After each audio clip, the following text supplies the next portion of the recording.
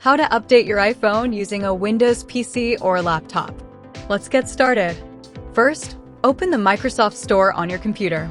Search for Apple devices, then download and install the app if you don't already have it.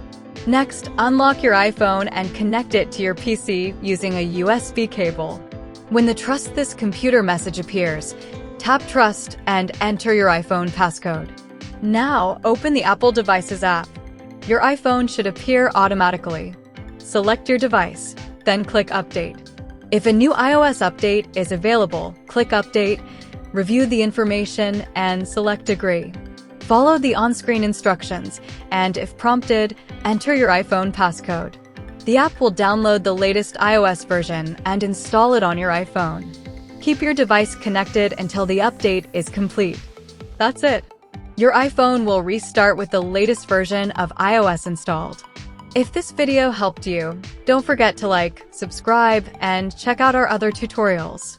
To be what I want, I'll keep dreaming on. And I'm staying strong, need to move on to be